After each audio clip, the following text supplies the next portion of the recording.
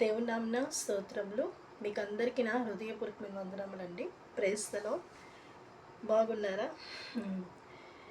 ఈరోజు సిలువ ప్రసాద్ గారు ఆయన ఆదరణ కూడిక దేవుడు ఎంతో ఆశ్చర్యకరంగా జరిగించారు. అందరిని బట్టి స్తోత్రములు, స్తోత్రం స్తోత్రం స్తోత్రం స్తోత్రం స్తోత్రం. చాలా సంతోషం అండి. ఎందుకంటే ఆయనకంటూ ఎవరూ లేరు. ఒక అనాథగా ఆయన జీవించాడు. అంటే అందరూ ఉండి కూడా లేనివాడుగా, లేని లే ఎవరు లేకపోయినా అందరూ ఉన్నట్లు ఆయన తన కాలాన్ని గడుపుకుంటూ, అందరినీ కలుపుకుంటూ, అందరితో మాట్లాడుతూ, పలకరించుకుంటూ, ఆత్మీయంగానే ఆయన సేవా పరిచయలో ఆయన వాక్యాలు అందరికీ చెప్పటం కానీ, ఆయన చాలా జ్ఞానంగా కొన్ని సందర్భాల్లో దేవునికి ఇంకా ఇష్టముగా ఆయన జీవించారు. చాలా నేను కూడా గమనించాను. ఎందుకనంటే ఎప్పుడు చూసినా ఈ రూమ్లోకి వస్తారు. ఆయనకి ఈ రూమ్ ఇచ్చేవాళ్ళమి. వచ్చినప్పుడు ఇప్పుడు నా బెడ్ అటు పెట్టుకున్న సెల్ఫ్ వైపు ఈ ప్లేస్లో ఆయన పడుకునేవాడు. ఈ మంచం దిగి కిందకి వెళ్ళినట్లు కూడా నాకు తెలియదు. ఎందుకంటే రూమ్లో ఉన్నారంటే ఇక బయటికి రాడు. ఎప్పుడు బైబిల్ చదువుతూనే ఉంటాడు. మేము ముగ్గురం వచ్చి కూర్చునే వాళ్ళం. ఇక్కడ కూర్చుంటే వాక్యం చెప్పేవాళ్ళు. అది మర్చిపోలేమండి ఆ రోజులు. ఒక స్టోరీ కాదు, మన బైబిల్లోనే ఒక విషయం చెప్పాడు. ఏమనంటే సీనాయి కొండ మీద నుంచే మోషే పరిచర్య జరుగుతూ వచ్చింది. అలాగే ఇలా కొన్ని ఆ టాపిక్ మళ్ళీ ఒకసారి జ్ఞాపకం చేసుకోవాలి. తర్వాత మళ్ళీ నేను చదువుకుంటాను.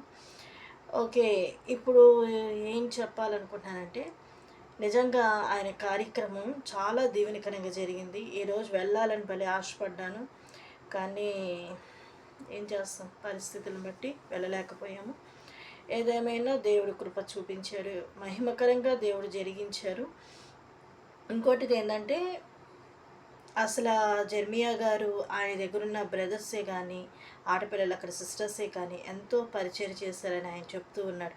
నిజంగా ఆ విధంగా చెప్పి వాళ్ళకి ప్రోత్సాహం, వాళ్ళని ఆ విధంగా ఆయన చేయటం కూడా చాలా ఆశీర్వాదం. ఎందుకంటే ఈ రోజుల్లో కన్నబిడ్డల మీద చెప్పటానికే చాలామంది ఇష్టపడరు. వాళ్ళు చేశారు పరిచర్య అని చెప్పడానికి కూడా ఇష్టపడరు. ఎందుకంటే నేను చేశాను, నేను కష్టపడ్డాను అనే చెప్పే రోజులు. కానీ ఆయన నేను చేశానని చెప్పట్లా, ఇక్కడున్న బిడ్డలు చేశారు, కష్టపడ్డారు, బిడ్డలు ఆకలి తీర్చారు అని చెప్పుకుంటూ వస్తున్నారు భార్యాభర్తలు. జ్యోతి సిస్టర్ గారు కూడా ఎంతో చక్కగా, నేను ఆమెతో కూడా మాట్లాడి చాలా థ్యాంక్స్ చెప్పాను. ఎందుకంటే ఆ రోజు నేను ఆమెతో చెప్పాను, అమ్మ మేము చూసుకోవాల్సింది మీరెంతో బాధ్యత కలిగి తీసుకున్నారు. మేము రాలేకపోయాము, కానీ ఆయన కోసం మేము ప్రార్థన చేస్తూ ఉన్నాము. మీకు నిండా వందనాలు అని నేను చెప్పాను. ఎందుకంటే నాకు ఆమెను చూసినంటే మా మదర్ గుర్తొచ్చేసారు. అమ్మకి ప్రసాద్ మావయ్య అంటే చాలా ఇష్టము. మా అన్నయ్య, మా పెద్ద అన్నయ్య అనుకుంటూ, అంటే మా అన్నయ్య అని ఆయన వచ్చిన వెంటనే అసలు అమ్మ మావయ్య మేము కూర్చొని వాక్యాలు చెప్తూ ఉండేవాడు. ఆయన ఇదిరా అదిరా రెఫరెన్స్లు అసలు మనం అట్లా చెప్పే లోపల చెప్పేస్తుంటాడు. అంత చక్కగా మమ్మీ రాసుకునేది, డైరీలో రాసుకొని నాన్న మీకు తర్వాత ఉపయోగపడుతుంది అని చెప్పి అనేవాళ్ళు. నిజంగా అటువంటి వాళ్ళ దగ్గర మేము పెరగటం కూడా మాకు ఆశీర్వాదం అండి. కానీ కొన్ని సందర్భాలు దేవుని ఇంట్లోనే తీర్పు కదా, సాతాను అక్కడే తిష్ట వేసుకొని మన కుటుంబాల్లో కానీ మన మనసులో కానీ చెరిపేస్తూ ఉంటుంది. అది గ్రహించక కొన్నిసార్లు మనం బలహీనపరచడం కానీ సాతానికి అవకాశం ఇస్తుంటాం దేవుని బిడ్డలు ఎక్కడైనా కూడా. ఎందుకంటే మందిరాల్లో దేవుని బిడ్డలందరూ కలుస్తున్న చోట మంచిగానే ఉంటారు, కానీ ఒక్కసారిగా సాతాను క్రియ జరుగుతూ ఉంటుంది. ఓకే, అదే ఇప్పుడు చెప్పలా సిలువ ప్రసాద్ గారికి కోపం ఎక్కువ అని. ఆయన ఒక్కసారి కోపడిపోతారు. ఆ బాధ అనుభవించే వాళ్ళు ఏమవుతుంది, బాధపడతారు. వాళ్ళు ఇంకా 10 మందికి చెప్పుకోవటమో లేకపోతే ఇద్దరికి చెప్పుకోవటమో, ఆ బాధ తీరాలి కాబట్టి అలా చెప్పుకుంటారు. ఆ తర్వాత ఆయన మళ్ళీ ప్రేమతో పిలుస్తారు. ఈ క్వాలిటీ రూత్ అక్కకి ప్రేమక్క గారికి ఎక్కువ ఉంది. అట్లా గబగబా అరిచిన మళ్ళీ సాయంత్రానికి ఆమె వచ్చి మా దగ్గరికి వచ్చి చంటి బిడ్డలాగా వచ్చి క్షమాపణ చెప్పి మమ్మల్ని కూటాలకు తీసుకుని వెళ్ళేవాళ్ళు. నేను సేవలో పరిచయంలో ఉన్నప్పుడు, ఇప్పుడు చిన్న వయసు నాకు కూడా నేను ఏంటి ఇట్లాగ అనుకునే వాళ్ళమే. కానీ అది క్రీస్తు ప్రేమ అండి నిజంగా. తర్వాత మేము ఆయన చేతుల మీదుగా మేము కూడా పెరగటం చాలా ఆశీర్వాదం మేము. తర్వాత మాకు ఫోన్ చేసి, రే మీకోసం నేను ప్రార్థన చేస్తున్నాను, కంగారు పడద్దు, మీరు అధైర్యంగా ఉండండి, ఏ దిగులు పెట్టుకోవద్దు, మీరు ప్రార్థన చేసుకోండి, సాతానికి అవకాశం ఇవ్వకండి అని చెప్తుండేవాడు.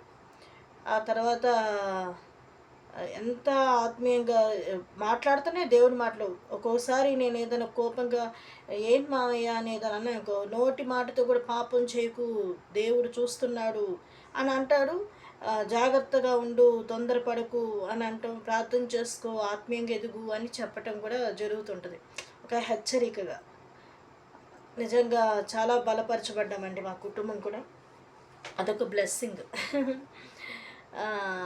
ఈరోజు నేను ఒక చిన్న షార్ట్ వీడియో చూశాను. గాంధీ గారిని నిలబెట్టి, మీకు క్రైస్తవులు అంటే ఇష్టమా అని అంటే, క్రైస్తవులా అని వెంటనే ఇట్లా చూశాడంట ఆయన సీరియస్గా. చూసి, నాకు క్రైస్తవులు అంటే ఇష్టం లేదు కానీ క్రీస్తు అంటే ఇష్టం అన్నారంట. అదేంటి, క్రీస్తునే వాళ్ళు ఆరాధిస్తున్నారు కదా, దేవుని సన్నిధికి వెళ్తుందే అందుకు కదా అని అంటే, క్రీస్తు దగ్గరికి వెళ్తున్నారు కానీ ఆ వచ్చేవాళ్ళు సమాధానం లేదు, అక్కా చెల్లిలో సమాధానం లేదు, అన్నాదమ్ముల్లో సమాధానం లేదు, తల్లిదండ్రుల మధ్యలో సమాధానం లేదు, తల్లికి బిడ్డకి సమాధానం లేదు, తండ్రికి బిడ్డలకి సమాధానం లేదు. ఆ మాట వినేసరికి అప్పుడు నా మనసు చాలాసేపు నేను అట్లా స్టన్ అయిపోయా. చాలాసేపు ప్రభా నిజమే, నువ్వు ఈ దినాన చిన్న షార్ట్ వీడియో నన్ను చాలా బలపరిచింది. క్రీస్తు మనసు కలిగి ఉండాలి అని ఉంటుంది. క్రీస్తు మనసు, నన్ను చూస్తే నా ప్రభువుని చూసినట్లు. పౌలు గారు అంటారు ఈ మాట, నన్ను చూస్తే నా ప్రభువుని చూసినట్లు, ప్రభువుని చూస్తే నన్ను చూసినట్లే. అంటే ఆ విధమైన ఆత్మీయతలోకి వెళ్ళారు ఆయన. మరి మనం ఎట్లా ఉన్నాం? కాబట్టి ఈరోజు నాతో ఆ మాట అనేసరికి నేను చాలాసేపు ఆలోచించాను. ఈరోజు ఒక ఆయన వచ్చాడు, ఏదో చిన్న ఆర్డర్ ఏదో ఇచ్చుకున్నాం. సరే, అతను గేట్ అంత దూరంలో ఉన్నాడు, నాకు అది పార్సల్ ఇస్తున్నారు. సో నేను తీసుకునేటప్పుడు గొప్ప మన స్మెల్ వచ్చింది. ఏంటి తెలుసా? చెమట వాసన. అతను స్నానం చేయలేదంట పొద్దున్నుంచి. అసలు నాకు అనిపించింది, పొద్దున్నుంచి కూడా స్నానం చేయకుండా ఉంటారా? వర్క్ చేస్తున్నారు కదా. సరే, ఆడవాళ్ళు అంటే లేచి అంట్లు తోముకొని అవి చేసుకుంటారు. మగవాళ్ళు కూడా స్నానం చేయకుండా ఎట్లా తిరుగుతున్నారు మిట్ట మధ్యాహ్నం పూట? కంపు కొట్టింది నాకు. అతను అట్లా చూసాడు, ఇంత దూరం ఇలా ఎందుకు? స్నానం లేకపోవటం వల్ల. నాకు తెలిసి ఇంటికి పోయి ఎప్పుడో 12 చేస్తారేమో. కాబట్టి మనం చూస్తే ఒక ఒంటికే శుభ్రత లేకపోయినా, లేకపోతే బ్యాడ్ స్మెల్ వస్తుంది స్నానం చేయకపోతే కదా. మరి అట్లా ఉంటే మరి యేసయ్యని కలిగి ఉన్న బిడ్డలమి మనలో ఆ దుర్వాసన అనేది వస్తుందా, మంచి సువాసన వస్తుందా? బైబిల్లో ఉంటుంది ఆ మాట. మనము క్రీస్తు సువాసన కలిగి జీవించాలని పౌలు గారే అంటారు ఈ మాటలు కూడా. ఒకసారి చూద్దాం. మనుషుల పోలికగా పుట్టి దాసుని స్వరూపమును ధరించుకొని తనను తానే రిక్తునిగా చేసుకొనేను. అదొక మాట.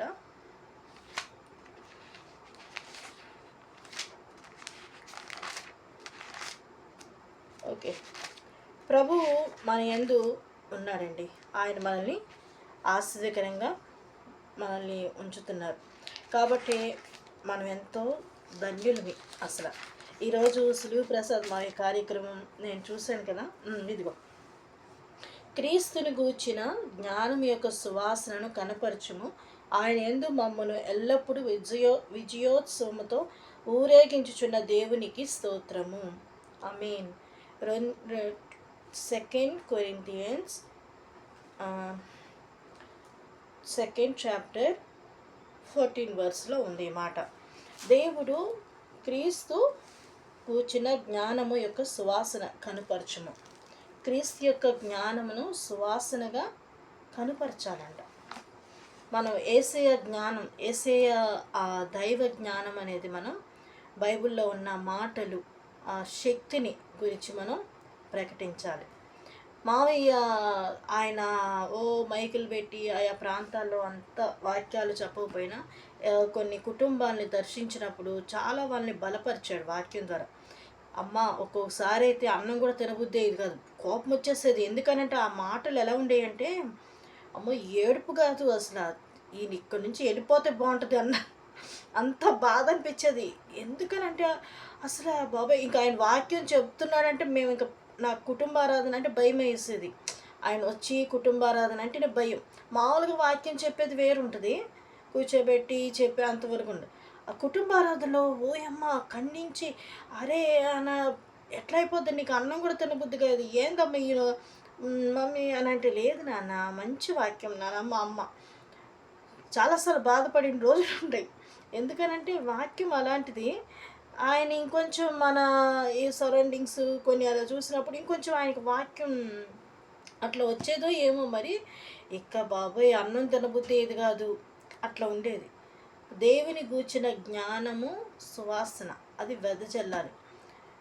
బైబిల్ చదవాలండి. నిజంగా నాకు ఈరోజు సాగర్ అన్న ఎంత చక్కగా చెప్తుంది. ఆయన ఒక ఫ్యామిలీ పరంగా ఆలోచిస్తున్నాను. నేను అది ఆయనలో గమనించింది అంటే, వాళ్ళ నాన్నగారు సేవకుడు కదా, కాబట్టి మ్యాండ్లీ అంకులు ఆయన ఏ విధంగా కొన్ని సందర్భాల్లో బాధపడ్డారో, వాళ్ళ వైఫ్ దగ్గర కానీ కొడుకు దగ్గర కానీ తండ్రులు ఏ విధంగా ఆ మెంటాలిటీ ఆయన చాలా క్యాచ్ చేస్తున్నాడు, వాళ్ళని అర్థం చేసుకుంటున్నాడు. నేను ఆయన్ని గమనించా. తర్వాత ఆయన చిన్నప్పటి నుంచి ఈ సంస్థలో ఉన్న వ్యక్తి కాబట్టి చాలా జ్ఞానంగా వాళ్ళని ఎలా టేకప్ చేయాలో కొంచెం జ్ఞానంగా ఆ విధంగా ఉన్నాడు. అంటే తండ్రులు సంస్థలో ఉన్నప్పుడు కొన్ని బలహీనతలు అలాంటి ఏదైనా వాళ్ళకి అప్పుడు దాకా వాడబడి ఒక పక్కన తోస్తే వాళ్ళు ఎంత బాధపడతారు. తోయడం అంటే కాదు కానీ వాళ్ళ బలహీనతలు బట్టి కొంచెం ఏదో అట్లా సైడ్న ఉంచినా కూడా వాళ్ళు ఏమో ఫీల్ అవుతుంటారు, మమ్మల్ని పక్కన పెట్టేశారనో లేకపోతే మమ్మల్ని పెద్దోళ్ళని దూరం చేశారనో. జస్ట్ అండి చెప్తున్నా అని అనుకుంటారు. అది పిల్లల దగ్గర కూడా ఎక్స్‌పోజింగ్ అవుతుంటది ఒక్కొక్కసారి. ఎందుకంటే వాళ్ళు ఆ విధంగా వాడబడ్డారు కాబట్టి అప్పటి రోజుల్లో కొంచెం యేసుని గారు ప్రేమించే వాళ్ళందరినీ. ఆయన ఎవరిని తృణీకరించేవాళ్ళు కాదు కాబట్టి అందరికీ ప్రార్థన ఇవ్వటమే కానీ, వాక్యం ఇవ్వటమే కానీ, వాళ్ళని దగ్గరికి తీసుకోవటమే, ఒక్కోసారి ఆయన గద్దించినా మళ్ళా ప్రేమించేవాడాయన. అది ఆయనలో ఉన్న మంచి ఇది. కాబట్టి అన్న ఇందాక ఆయన సాగర్ అన్న చెప్తున్నాడు. ఏమనంటే స్తోత్రం ఒక ఊరి దగ్గరికి వచ్చి స్తోత్రం చెప్పలేదంట. చెప్పకపోయేసరికి ఎందుకు చెప్పలేదన్నమాట. అంటే ఇక్కడ సంఘం లేదు అన్నాడంట. అంతే దింపేశాడంట. దింపేసి నువ్వు సేవ చేయి అన్నాడంట. నిజంగానే తిరిగాడంట, సేవ చేశాడంట. ఇప్పుడు 200 మంది ఎంతమంది వస్తున్నారు అని చెప్తున్నాడు. చూడండి, ఆ మాట చెప్పినప్పుడు అదే వేరే వాళ్ళైతే ఎట్లా ఉండేదో మరి అక్కడ దింపేసి నువ్వు సేవ చేయని చెప్పి అంటాం. లోబడ్డాడు, దేవునికి స్తోత్రం. మామూలుగా అయితే వెళ్ళిపోవాలి అలిగి ఆ పరిస్థితిలో, కానీ దేవుడు ఆయనకి ఆ సమయంలో సేవ చేయడానికి దేవుడు సహాయం చేశాడు. అది అన్నకి జ్ఞానం ఉందండి, ఎలా వాళ్ళని టేకప్ చేయాలో కొంచెం ఉంది. చాలా మంచి ఇది ఉంది. ఓకే, ఇప్పుడు సాగరాన్ని పోగొట్టం కాదు కానీ మంచి జ్ఞానంగా ఉన్నాడు ఆయన. చాలా నెమ్మదిగా మంచి ఆలోచన, చాలా సంతోషం. జెర్మియా గారు కూడా ఎంత అసలు ప్రేమ, ఆయన భార్య కానీ ఆయన కానీ వాళ్ళ సేవకులే కానీ అక్కడ చాలా ప్రేమగా ఉన్నారండి. అదే క్రీస్తు ప్రేమ అండి. క్రీస్తు ప్రేమ అంటే అదే. కొంతమంది ఎలా ఉంటారంటే గొప్ప గొప్ప వాళ్ళని చూసుకుంటారు. వాళ్ళకి స్టేటస్, వాళ్ళకి పదవి అన్నీ ఉన్న వాళ్ళతోనే మాట్లాడుతూ ఉంటారు. ఒక్కోసారి అట్లాంటివి మనం ఎక్స్పీరియన్స్ చేయొచ్చు. అయితే మనం ఏం చేస్తాము, ఇప్పుడు పేదోళ్ళు వస్తారనుకోండి, వాళ్ళు వచ్చి అమ్మ ప్రైజ్ రాడు, వంగి ప్రైజ్ రాడు, ప్రైజ్ అని పక్కన మళ్ళీ వీళ్ళతో మాట్లాడరు, పలకరించరు. ఎందుకనంటే గొప్ప వాళ్ళతోనే ఉంటుంది కొంతమందికి ఇది, కొంతమందికి పేదోళ్ళతో ఉండదు. ఎందుకు ఈ మాటలు చెప్తున్నానంటే, యేసయ్యకి మాత్రం అట్లా లేదండి. యేసయ్య ఎలాంటి వాడు అనంటే, ఆయన పేద లాజర్‌ని ఆ కుటుంబాన్ని ఆదరించాడు. ఆ తర్వాత చాలామందిని ఆయన ప్రేమించాడు. జక్కయ్యని చూసి అందరూ ఎగతాళి చేశాడు. గొప్పోడే గానీ ఎగతాళి, హేళన. ఇతను పొట్టోడని హేళన చేసేవాళ్ళు. కానీ అయినా ప్రభు ఆ ఇంటికెళ్ళి అతన్ని ఆ అవమానాన్ని తొలగించి ఒక ఘనంగా చేశాడు దేవుడు. ఇంకొంతమంది ఉన్నారు. ఒక అమ్మాయి ఆళ్ళ విశ్వాసం బట్టి దేవుడు వాళ్ళ విశ్వాసాన్ని ఘనపరిచాడు. అట్లా దేవుని ప్రేమ ఆ విధంగా ఉంటది. అందుకే నేను అనుకున్నా మొన్న రీసెంట్‌గా రాత్రి ఒకటి ఆలోచిస్తా, యేసయ్య నువ్వు కొంతమందిని ఎందుకు క్షమిస్తా వస్తుంటావు? కొంతమంది విషయంలో అని నేను ఆలోచిస్తుంటే, యేసయ్య ఈ లోకంలో ఉన్నప్పుడు ఆయన కొంతమంది విషయంలో ఎలా నేను ఆలోచించానంటే, పేతురున్నాడు దురుకు. కానీ ప్రభువు అతనిలో చూసిందేంటండి, యేసయ్య అంటే ప్రాణం ఇచ్చే మనిషిలాగా అయ్యాడు. కానీ ప్రాణం ఇస్తాడు. కానీ ఆ సందర్భాన్ని బట్టి అతను అబద్ధం ఆడతావు అని అన్నప్పుడు అతను తల్లడిల్లిపోయాడంట. చరిత్రకారులు చెప్తారు, పేతురు భయంకరంగా ఏడ్చేశాడంట ఆ టైంలో. యేసు ప్రభు ఆ చూపు, ఆయన శిలువ మీద వెళ్ళేటప్పుడు అలా చూస్తున్నప్పుడు, నువ్వు ముమ్మారు కోడి కుయ్యక మునిపే అబద్ధం ఆడతావు అనే మాట అది నెరవేరినప్పుడంట, కోడి కూసిన తర్వాత అప్పుడు యేసయ్య అలా చూసుకుంటూ వెళ్ళిపోతే పేతురు భయంకరంగా ఏడ్చాడంట.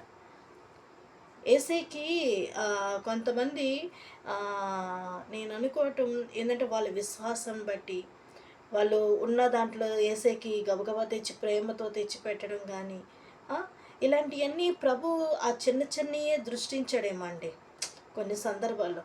అందుకే యేసయ్య లోకంలో అందరినీ క్షమిస్తూ వస్తున్నాడు. తర్వాత అయినా వాళ్ళు మారు మనసు పొందుతారు.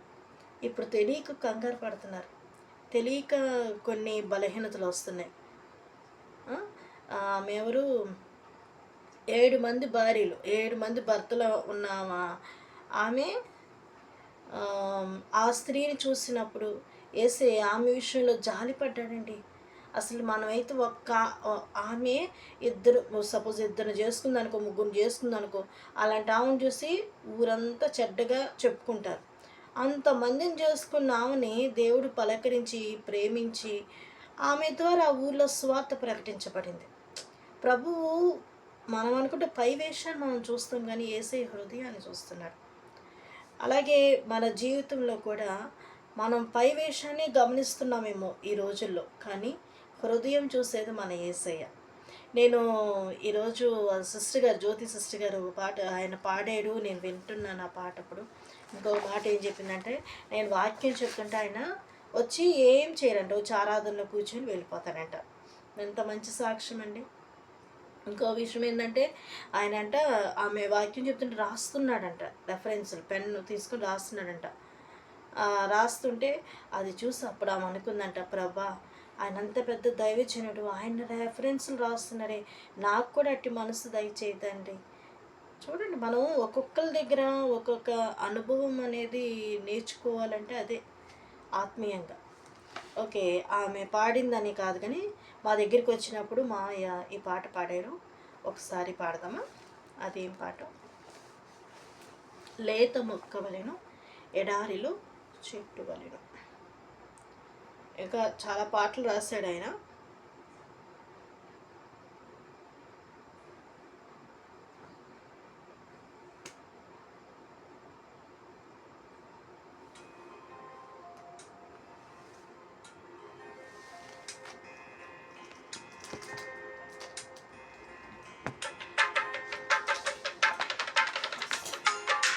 లేత మొక్కవలెను ఎడారిలో చెట్టు వలెను, లేత మొక్కవలెను ఎడారిలో చెట్టు వలెను. యేసు పెరిగెను దేవుని ఎదుట, శ్రమలను భరించె గవిని వెలుపట. యేసు పెరిగెను దేవుని ఎదుట, శ్రమలనుభవించెదవిని వెలుపట.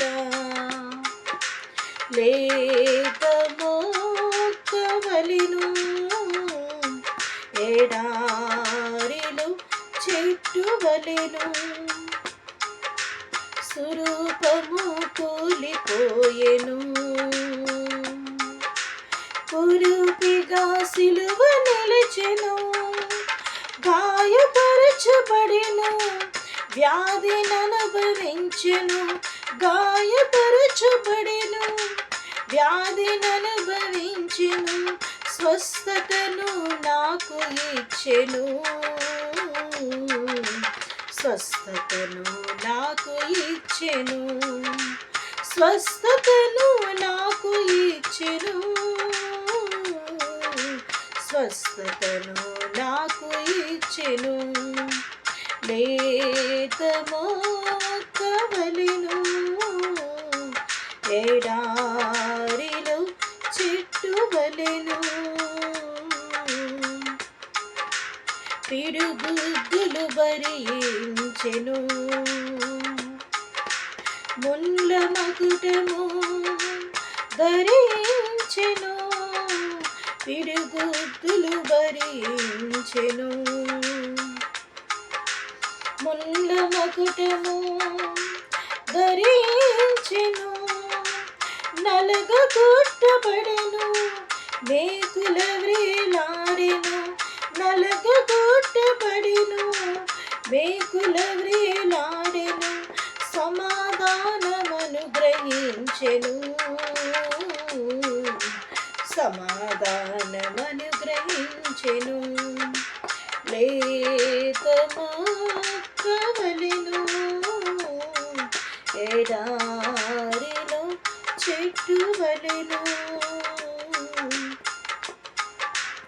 అన్యాయపు తీర్పు నొందెను, నా దోషములు సహించెను, అన్యాయపు తీర్పు నొందెను, నా దోషములు సహించెను, మరణము తొలగించెను, కృపలు నన్ను నిలిపెను, మరణము తొలగించెను, కృపలు నన్ను నిలిపెను, జీవమును నాకు నొసగెను, జీవమును నాకు నొసగెను. లేత మొక్కవలెను ఎడారిలో చెట్టు వలెను, యేసు పెరిగెను దేవుని ఎదుట, శ్రమలను భరించెదవిని వెలుపట. యేసు పెరిగెను దేవుని ఎదుట, శ్రమలను భరించెదవిని వెలుపట. హల్లెలూయా. ఇది పాట దేవుడు ఆ మామయ్య ద్వారా ఈ పాట రాశారు.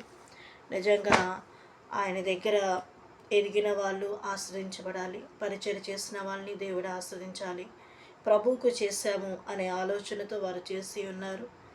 నిజంగా ఆయన ముఖంలో ఒక ప్రకాశత అనేది కనబడిందండి. ఆయన సమాధి పెట్టిలో కూడా అసలు ఏంటో తెలియని తేజస్సు కనబడింది.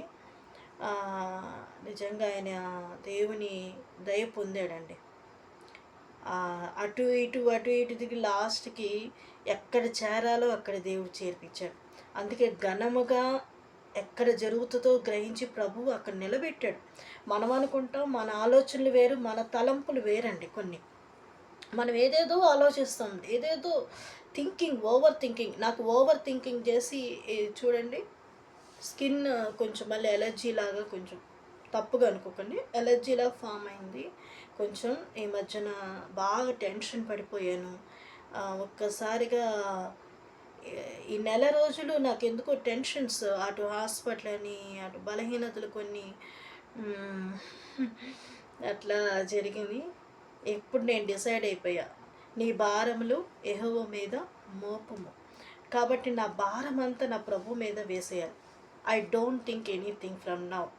నేను ప్రతీది కూడా ఆలోచించను. ఇక నా ప్రభువుకి నేను భారం వేసేసా, నువ్వు చూసుకో, ఓకేనా యేసయ్య అని నా యేసయ్యకి నేను చెప్పుకున్నా.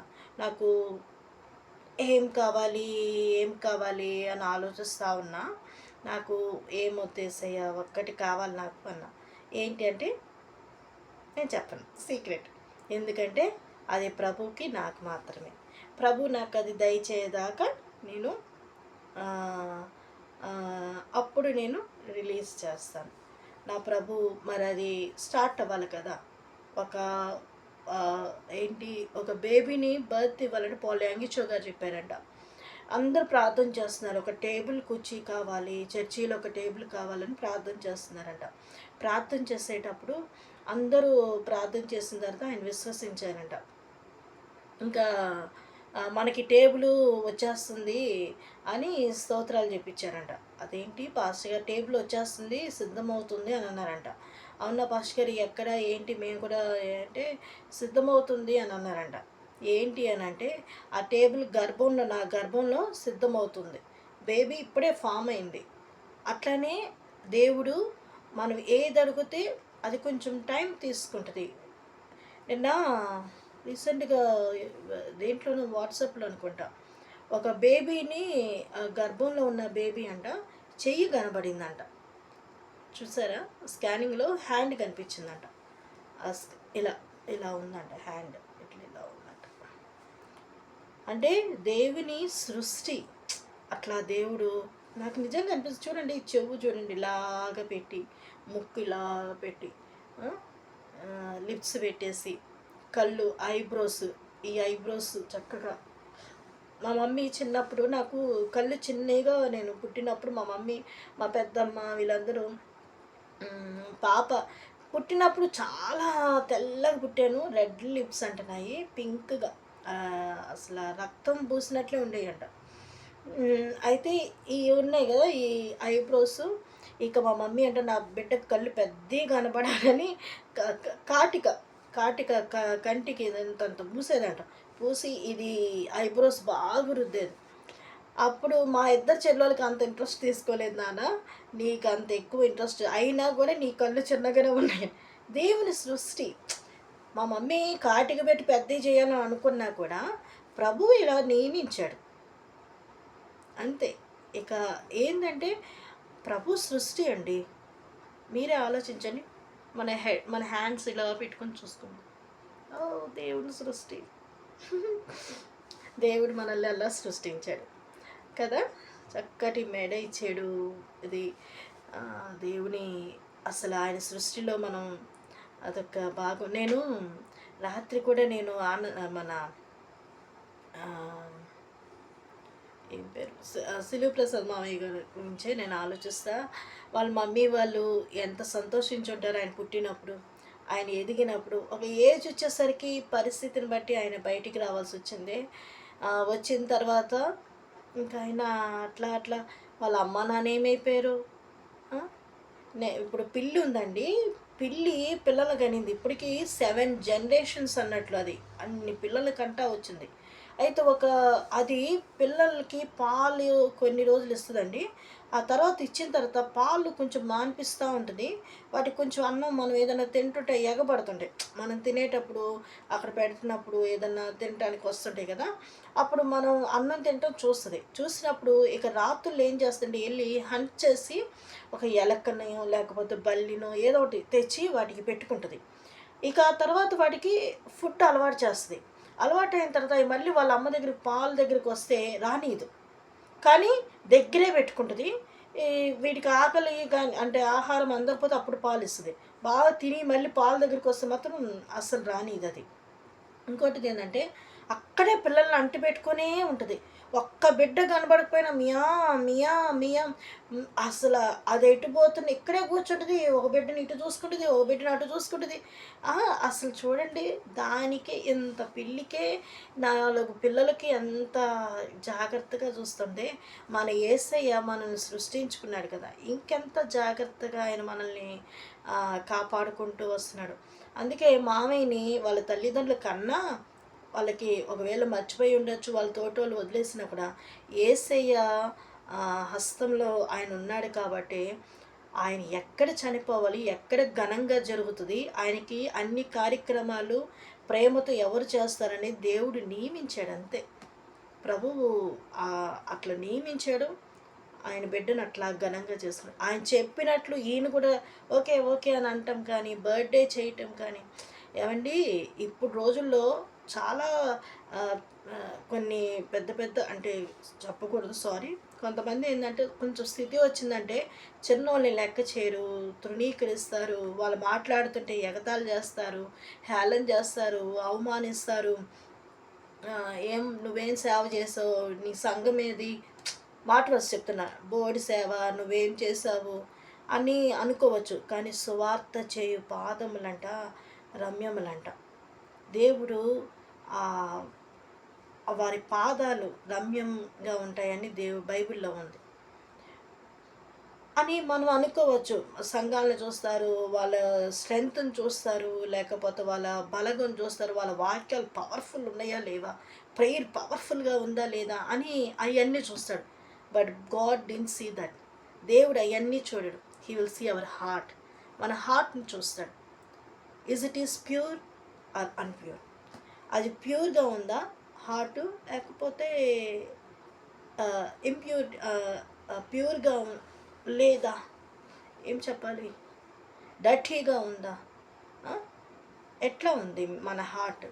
అందుకే యేసయ్య అంటాడు, నీ బలులు ఆయన కోరుకోవట్లా, ఆయన నీ మనస్సును కోరుకుంటున్నాడు, నీ హృదయాన్ని కోరుకుంటున్నాడు. ప్రభువుకి మనం అర్పించే స్తోత్ర బలులు ఉన్నాయి. మన పాటలో ఒకటి ఉంటుంది, నా జీవ బలులు స్తోత్ర బలులుగా మారిపోయాయి. అప్పుడు మా మమ్మీ దగ్గరికి వెళ్ళి, మమ్మీ ఆ జీహ్వ అనే మాట నాకు అమ్మ చాలా ఆ పదం నాకు పలకటం వచ్చేది కాదు. కూర్చొని అమ్మ దగ్గర కూర్చొని జీహా జీహా అని చాలాసేపు అది ప్రాక్టీస్ చేసేదాన్ని. ఇప్పుడు కూడా కొన్ని పదం మా సిస్టర్స్ నవ్వుతుంటే నాకు కొంచెం షేమ్గా అనిపిస్తుంది. కొన్ని పదాలు అంటాం నాకు రానప్పుడు. అప్పుడు నేను యేసయ్య ఈ మాటని అది రాస్తా ఫస్ట్. ఎలా ఇప్పుడు సపోజ్ రాసుకుంటా, అది పదం ఇలా ఉంటుంది కదా, జీహా అని. అప్పుడు మా మమ్మీ చెప్పించాను. అంటే జీహాన్ అంటే మనం మామూలుగా ఎలా ఉండి, మా మదర్ చెప్పారు, అది మౌనంగా ఉండి కూడా మన శ్వాస కూడా స్తోత్రబలుగా మారిపోయినాయి అన్నట్లు. మౌనంగా ఉన్న, అటు ఇటు తిరుగుతున్న, నేను శ్వాస తీర్చుకున్నా, అటు ఇటు అది ఉన్నా కూడా మనకి అదే జీహా బలులు స్తోత్ర బలులుగా మారిపోయింది. అదండి, దేవుని ఒక పరిశుద్ధుడు దేవుని దగ్గరికి వెళ్ళిపోయాడు. మరి దేవుని అక్కడ అతి సమీపంగా ఉంది. ఇందాక అన్నయ్య చెప్తున్నాడు, సాగర్ అన్న ఒక మాట ఏమనంటే, ఆయన దేవుడు వచ్చేసరికి కొనిపోబడిన వారే ధన్యులు, మిగులున్నవారు అట్లా ఉండిపోయారు. ఆయన మొదటి పునరుత్థానానికి చేరుకున్నాడు ఆయన. సో మనం ఎవరిమి, మనం మిగిలిన్నాం. ప్రభు కోసం ఇంకా అయ్యా అని మనం మన సాక్ష్యాన్ని కాపాడుకుంటూ ముందుకు సాగుదాం. ఓకే, చాలా సంతోషంగా ఉందండి ఈరోజు నాకైతే. ఎందుకంటే కార్యక్రమం అసలు ఎవ్వరు ఈ టేకప్ చేస్తారు అని మనం అనుకున్నాం, కానీ దేవుడు బిడ్డల ద్వారా దేవుని ప్రేమ కలిగిన దైవ సేవకుల్ని ఏర్పాటు చేసుకొని ఆ కార్యక్రమం ఎంతో ఘనంగా జరిగింది. నేను ఇక్కడుండి చూశాను, స్తోత్రం చెప్పుకున్నా, చాలా సంతోషించాను. నేను కూడా ఈరోజు ఆర్డర్ ఇచ్చుకున్నా గోంగూర బిర్యానీ చికెను. ఎందుకనంటే చాలా రోజులైంది, హెల్త్ ఇష్యూస్ వల్ల కొంచెం డిలే అయింది, నాకు తెచ్చుకున్నాను అది. ఓకే, ఎందుకనంటే మా మామయ్య ఏసఐ దగ్గర ఉన్నాడు. అందుకు స్తోత్రం. చాలామంది మేము ఆయన చేతుల మీద పెరిగాము అని అంటుంటే, అసలు ఇంతమందిని ఆయన బాగానే చూసుకున్నాడు, బాగానే వాళ్ళ దగ్గరికి వెళ్ళి పలకరించడం కానీ చేయటం కానీ చేశాడు. దేవునికి స్తోత్రములండి. ఒక్కొక్కరిది ఒక్కొక్క పరిచర్య. మనం ఎవరిని పాయింట్అవుట్ చేయొద్దు. యోహాన్ గారు చనిపోయినప్పుడు ఏసైకి తెలిసింది ఇట్లా యోహాన్ని శిరశ్ఛేదం చేశారని. అప్పుడు దేవుడు ఒంటరిగా కొండ మీదకి వెళ్ళి ప్రార్థన చేశాడు. ఏసై ఉండగానే జరిగింది అది. ఆయన పరిచర్య ఎలా ఉందండి? ఖండించాడు. బట్టలు లేవు ఆయనకి.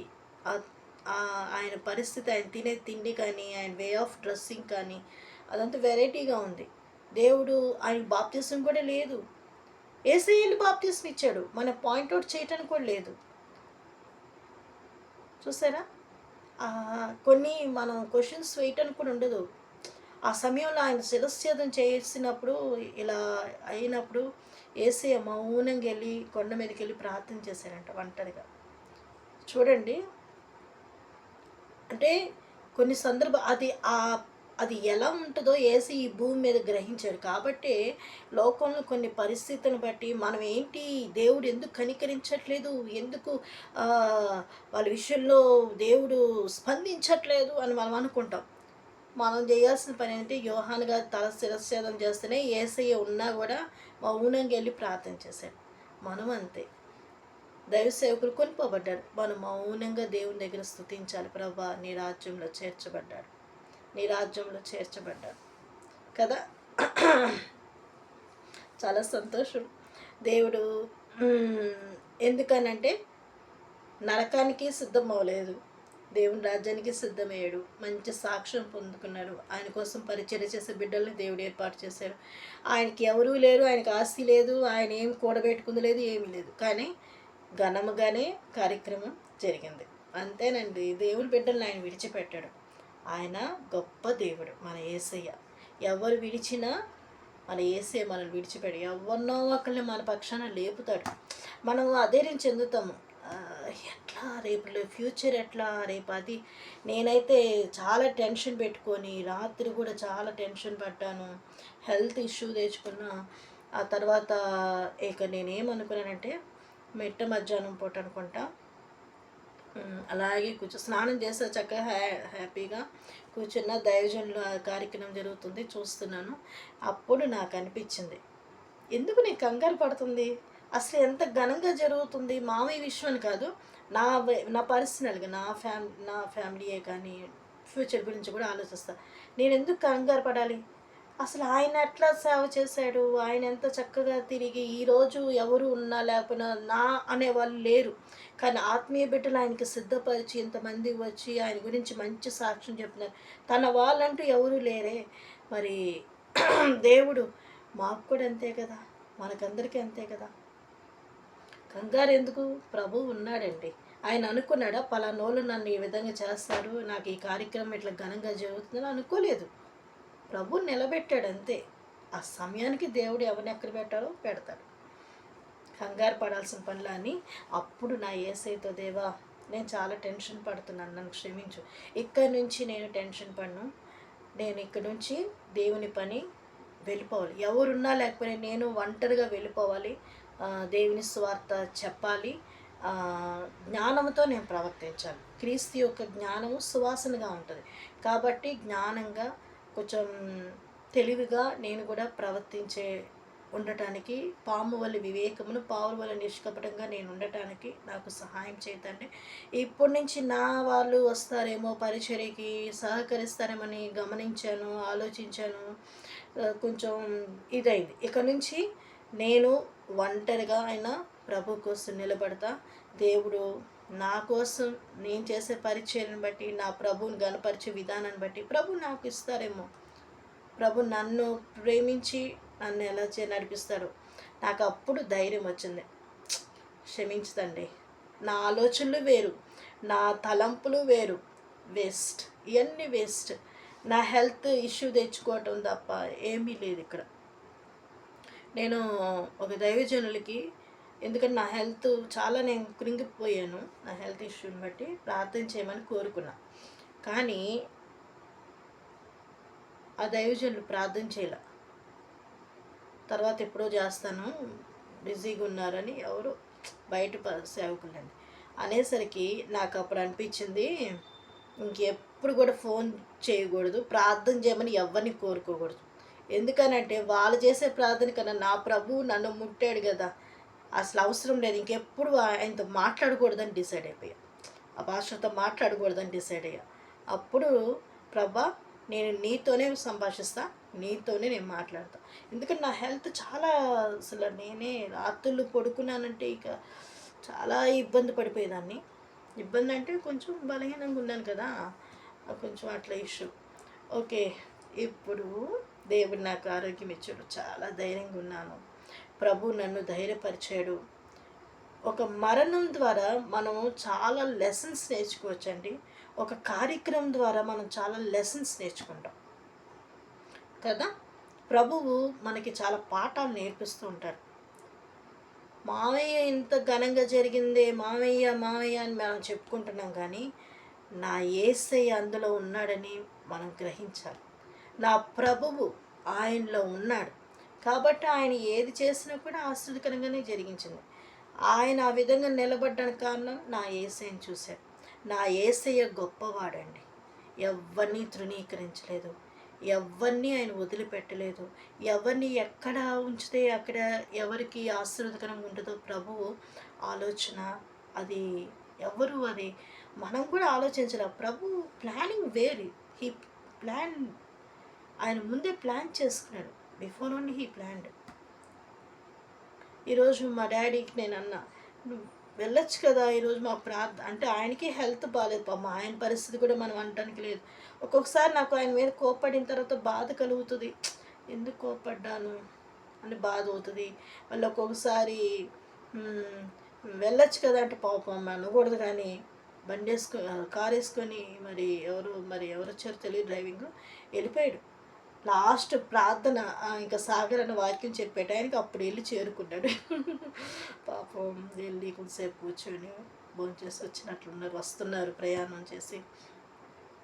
ఎందుకనంటే మళ్ళీ ఆ కార్యక్రమం మనకి రాదు.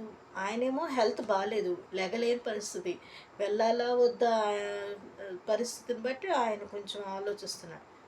మనం ఏంది వెళ్తే బాగుంటుంది కదా అని. నేనైనా బస్సు ఎక్కి వెళ్ళిపోతే బాగుంది, నేను ఎప్పుడు అట్లా తెగించలా ఒంటరిగా వెళ్ళటం. ఇక్కడ నుంచి నేను అది నేర్చుకోవాలేమో, ఒంటరిగా వెళ్ళి రావటం అనేది. నేను ఎప్పుడు అటువంటి తెగింపు చేయలేదు. ఇంట్లో నుంచి బయటికి వెళ్ళటమే చాలా అసలు ఇక్కడ నుంచి నేను ఆ షాప్ దాకా వెళ్ళటానికి కూడా భయపడతా. వెళ్ళానంటే వణుకు ఇంకా మనకి, ఎందుకంటే ఒక మనిషి తోడు ఉంటే మనకి భయం అనేది ఉండదు. ఒంటరిగా వెళ్ళాలంటే కొంచెం ఓకే. ఇక్కడ నుంచి ఒంటరి ప్రయాణం నేను చేస్తాను. దేవుడు నాకు తోడుగా ఉండాలి. ప్రేయర్ చేయండి నా కోసం. ప్రభు ఒంటరిగా వెళ్ళొద్దన్నారు, మరి దేవుడు ప్రణాళిక ఎలా ఉందో కదా. ఓకే, దేవుడిచ్చిన ఈ వాక్యం బట్టి, చిన్న సాక్ష్యం బట్టి, పాటను బట్టి స్తోత్రం స్తోత్రం స్తోత్రం స్తోత్రం స్తోత్రం స్తోత్రం. ప్రేస్తలో దేవుడిచ్చిన ఈ కృపను బట్టి స్తోత్రములండి. ప్రేస్తలో.